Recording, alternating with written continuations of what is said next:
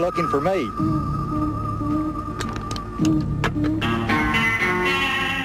You know I am Wild Bill. Rusty, you best turn around and keep riding. You know I can't do that. I figured that.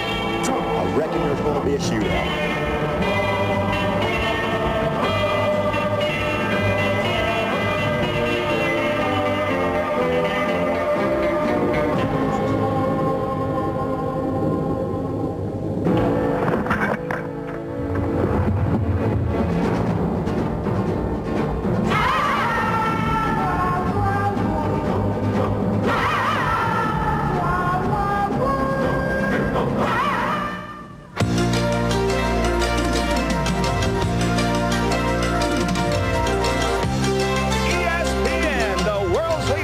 Sports coverage presents Speed World. Today, live from Phoenix International Raceway, the Checker 500 Winston Cup race. From the Valley of the Sunshine, we're actually located about 25 miles to the southwest of downtown Phoenix, Arizona in Tolleson. This is Phoenix International Raceway. And back at Phoenix International Raceway, ESPN Speed World. And here now is the starting lineup for today's Checker 500. The first time ever for the Winston Cup cars here at Phoenix. Pole sitter is Jeff Bodine at 123.203 miles an hour, his third pole position of the year. Outside of row number 1, it's Rusty Wallace in the Kodiak Pontiac car number 27. The second row is Harry Gant in car number 33 and Ricky Rudd in number 26. Row number 3, the number 89 car driven by Jim Sauter, and then Bill Elliott in number 9. The fourth row, Mark Martin in car number 6, along with Neil Bonnet in 75. In row number 5, it is Sterling Marlin in car number 44 and Rick Wilson in number 4. Then Michael Waltrip and Lake Speed in the sixth row. And as we take a look at the rest of the starting lineup, you will notice that interspersed through the starting lineup are a few of those that compete regularly in the Winston West Series. They have also joined their Winston Cup counterparts in this event this afternoon. And Bob, this is a very unique racetrack. There are two other 1 mile tracks on the Winston Cup circuit.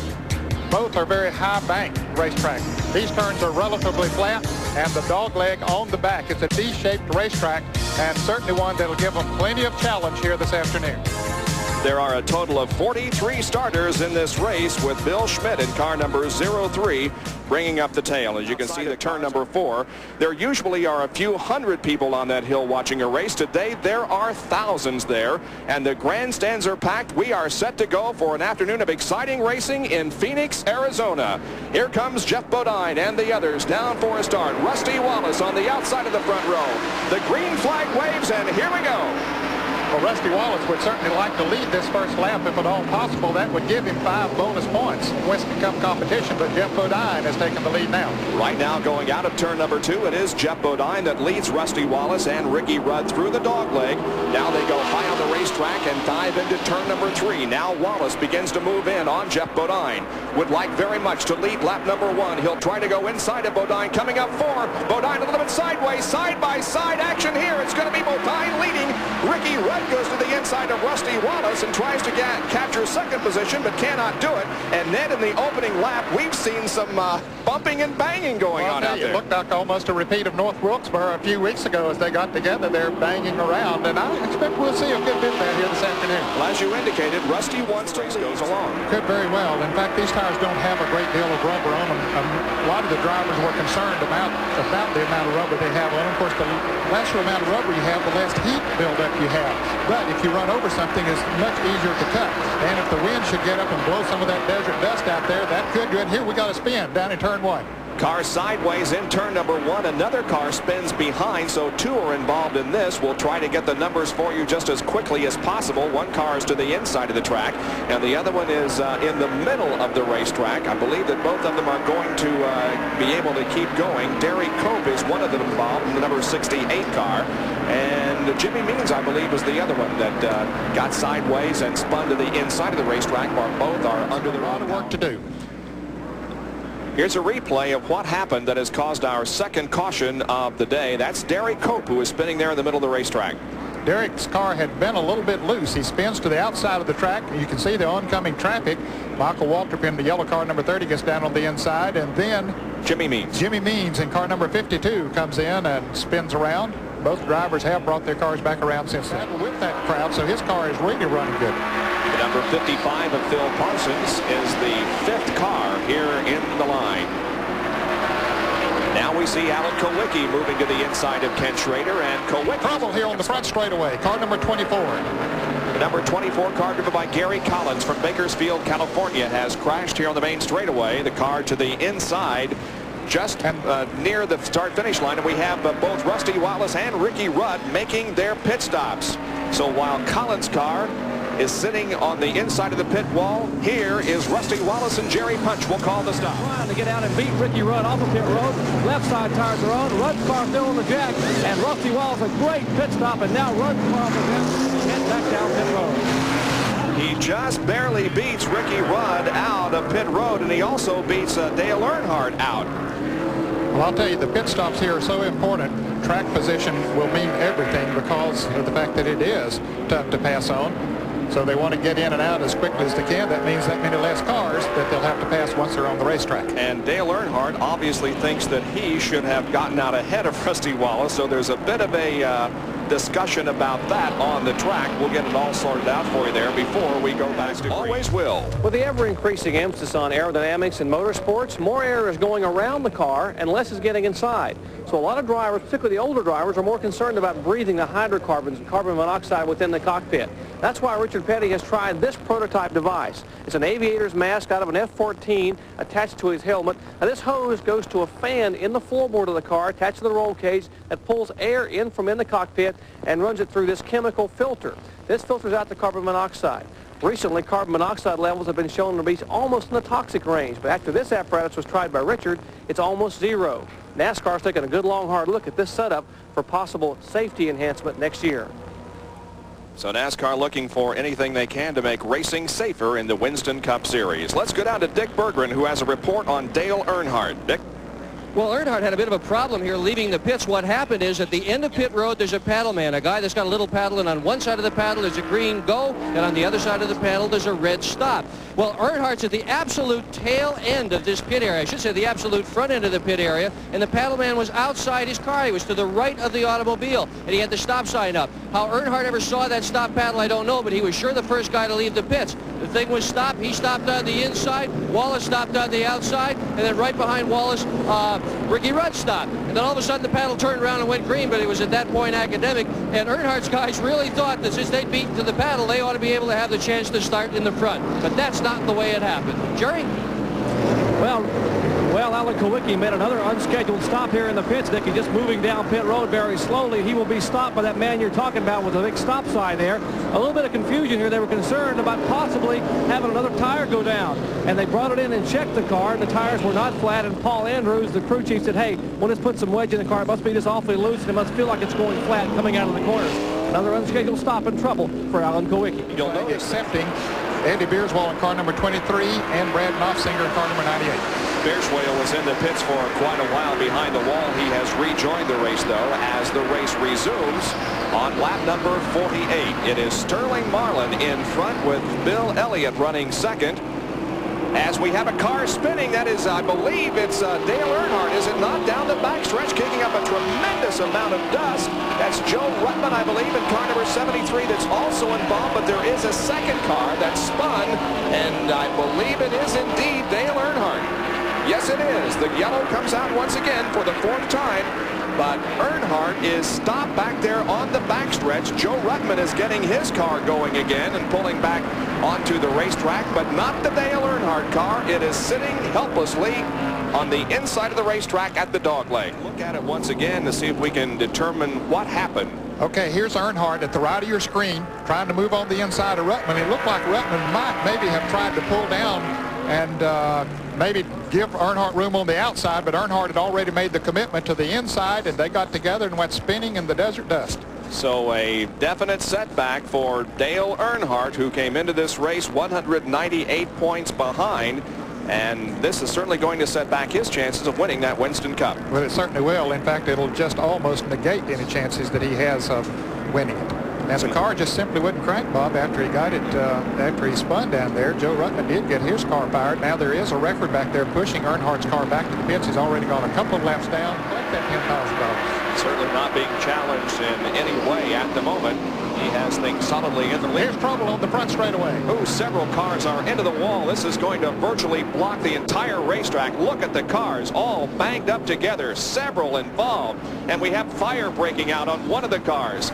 A lot of fire seen down there as the smoke begins to clear. We are unable to tell you exactly who is involved in this crash, but we do have some fire that's burning on the racetrack. I know Rick Wilson's car was in. I could see his car was one that was involved in the melee here on the front straightaway. The firemen over there very quickly to put the fire out as the leaders come around now will just about have to stop as they go in there because they can't see where they're going. Yeah, they're going to have to go very, very slowly through this area. I think if they stay to the high side, they're going to get by okay. But boy, just a tremendous crash. The number 31 car driven by Johnny Rutherford is involved in this crash. I think he's the one that had the fire from it. Now, this is the shot of it from our mountain cam. You can see several cars spinning and hitting the wall.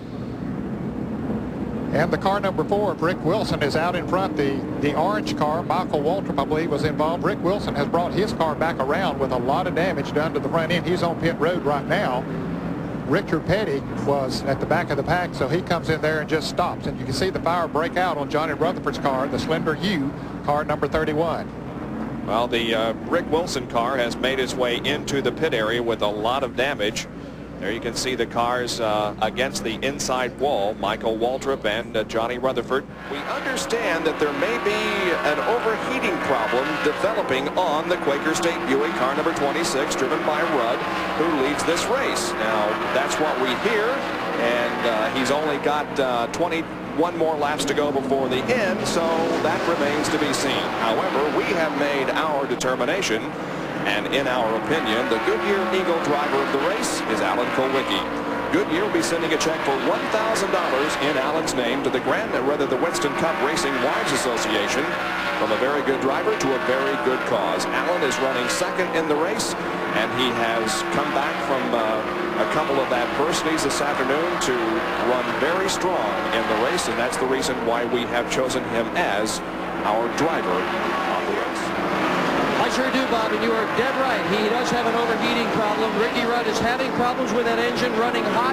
The faces on the crew here are faces of concern. Everybody is worried. This team has dropped out of 9 races this year with engine failure. They are right now getting the equipment ready to spread water on the radiator in case Rudd has to come in. Definite overheating problem in Rudd's car. The time is running out. Can he hang on, or is this going to be Alan Kulwicki's first win? It has just been a very disappointing race for him since that time.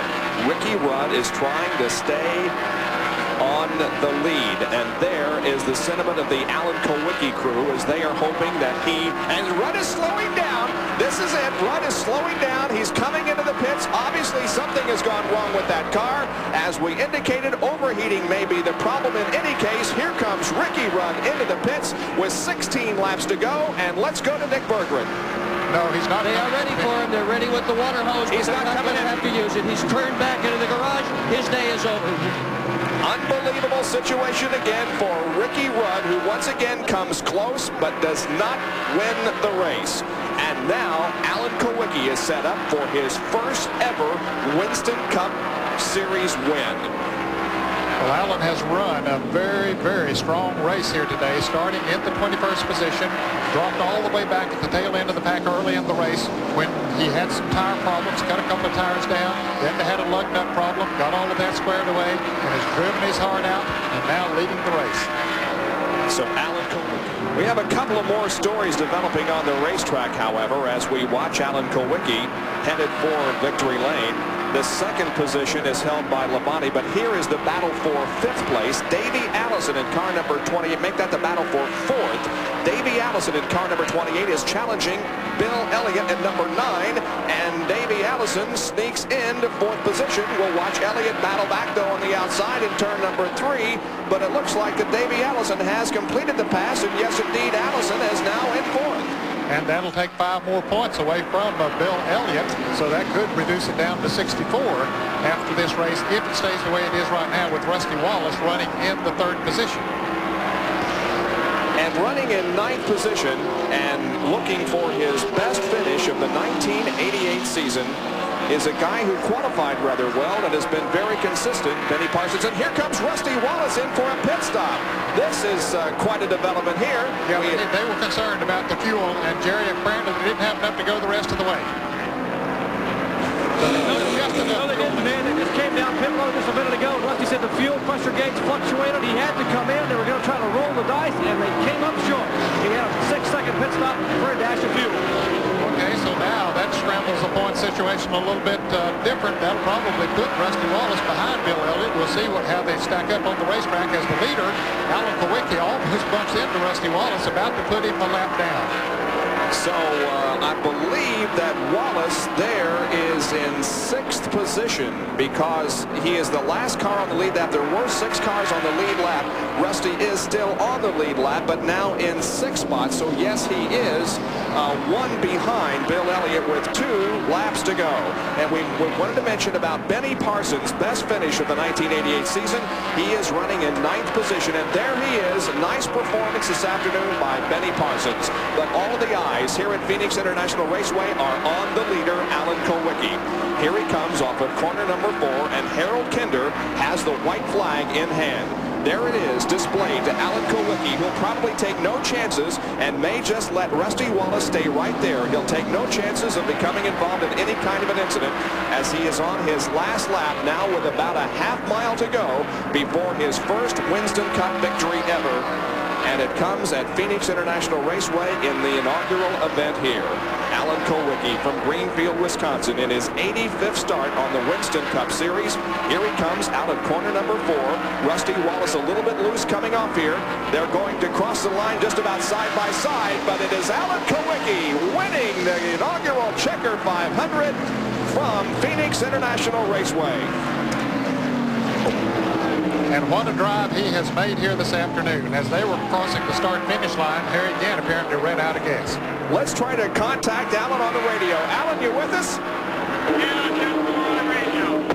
Congratulations, you did it. Yeah, thank you. It's great. I'm so happy I can just find it. The guys on the crew worked hard all year for this. We had our problems early, but we came back, and I'd like to thank my sponsors, Derek, Amico, and Winter Ford. Say hi to my dad who's been coming to all my races. He finally missed one, and it happened to be there one-on-one, but I hope there'll be more. Alan, we'll talk to you further in Victory Lane. Just wanted to get your early congratulations in here on a very, very fine afternoon for you.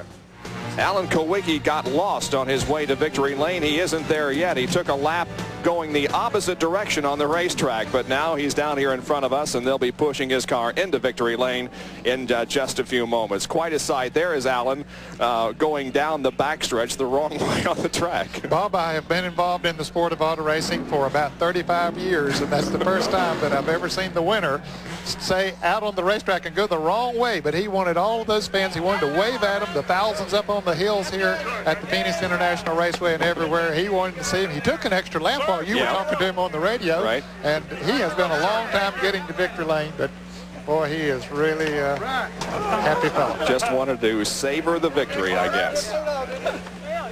Well, our Winner's Circle interview is being brought to you by Goodyear Eagle Tires. Goodyear, because there really is a difference. And we see Dr. Jerry Punch right there. Jerry, take it away. Well, outstanding. Alan Kulwicki in the Xerox Ford, and he rode to victory on those Goodyear Eagles you just mentioned. And Alan, all I can say is Special K, congratulations, partner. Oh, it was a great day for us. And the Goodyear tires did work good for us all day. We had a couple of flats, but we came back, and the crew did a good job. And Paul Anderson and Randy Andrews, Bob Sutton, all the guys on the crew really deserve a lot of credit. That victory lap there is something I had thought about for a long time, and I wanted to do something special and never be another first win, and I just wanted to give them something to remember me by. Alan, we were talking about that. The extra lap while you're talking to Bob Jenkins. You know, outstanding effort. 85th start for Alan Kulwicki. Special K now entering into the Winston next year. The All-Star race, he climbs out to a celebration. 33 years old. Special K has a special day at Phoenix. Gentlemen. Well, it's nice to see Alan in Victory Lane at last. He was one of those who you just thought that was going to win a race soon, and by golly, it finally occurred under a deep blue sky here in the Arizona desert, about 25 miles outside of Phoenix, Arizona.